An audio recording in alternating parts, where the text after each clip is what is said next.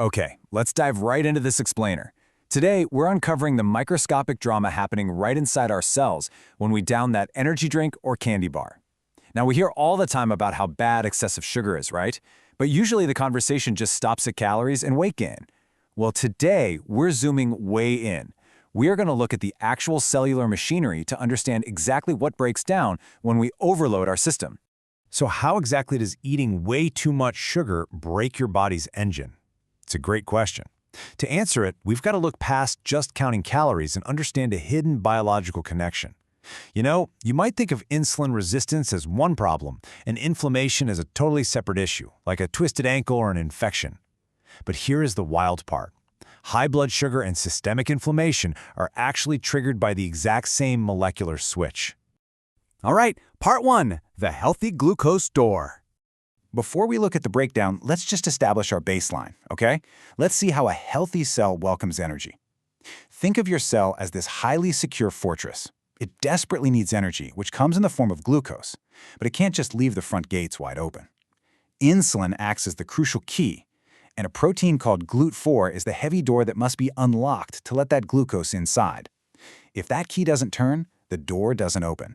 And the energy? It just floats around outside in your bloodstream, which is exactly what we call high blood sugar. Here's how that healthy relay race plays out inside of you right this very second. Step 1, the insulin key connects to the outside of the cell. Step 2, it tags our first internal messenger, a little molecule called IRS1 with a molecular green light using tyrosine. Step 3, this green light sends a signal down a biological bucket brigade of other proteins with fancy names like PI3K and AKT. And finally, step 4, that last runner successfully pops open the GLUT4 glucose door. Glucose rushes in, your cell gets its energy, and everything is perfectly balanced.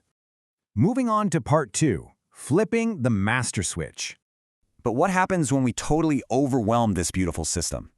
We really run into trouble when we ask our bodies to handle way more than they were designed for. When glucose is chronically high from a poor diet, we get these excess free fatty acids floating around in the blood. We also get a gnarly buildup of AGEs, which are basically proteins and fats that got permanently caramelized and damaged by too much sugar. All of this just puts massive crushing stress on the cell. And all of that stress, the glucose, the fats, the damaged proteins, it all converges on one specific target. It flips on a corrupted master switch called IKK-beta.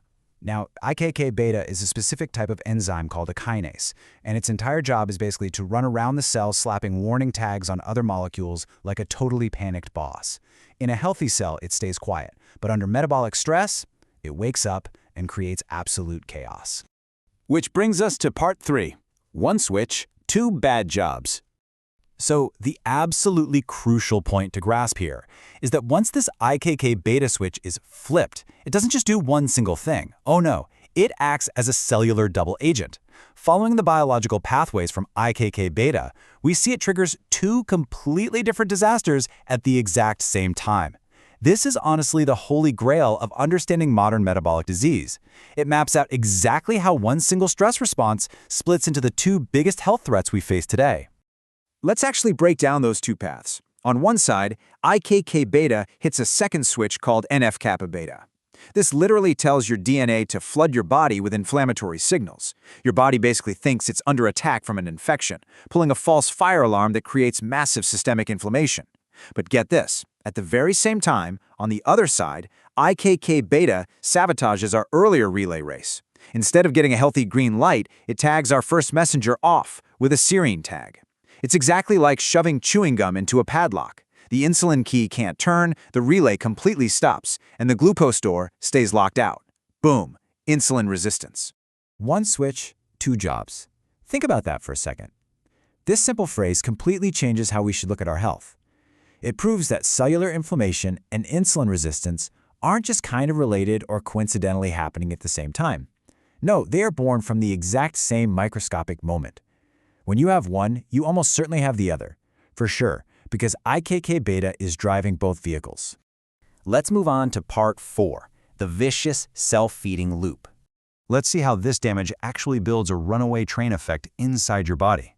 Because unfortunately, it doesn't just stop at one locked door. Since the glucose is locked out of the cell, your blood sugar stays high. Your body panics. It thinks, oh no, the cell must need more keys. So it pumps out more and more insulin. But remember, the locks are still totally jammed with that molecular chewing gum. All that excess insulin circulating in your blood then goes and does its other job. It stores fat. More fat stored means more free fatty acids released into the blood. And guess what free fatty acids do? They loop right back around to the top and flip that IKK beta master switch all over again. It is a relentless, vicious, self-feeding loop of inflammation and resistance. Understanding this relentless cellular machinery is really the first step to taking back control. We now know exactly how the engine breaks. Metabolic excess flips on IKK beta, sparking a self-feeding loop of inflammation and blocked insulin. Which leaves us with one incredibly powerful question to end on. Now that you know sugar and stress are the literal fingers flipping this master switch, what will you choose to put on your plate tomorrow to turn it off?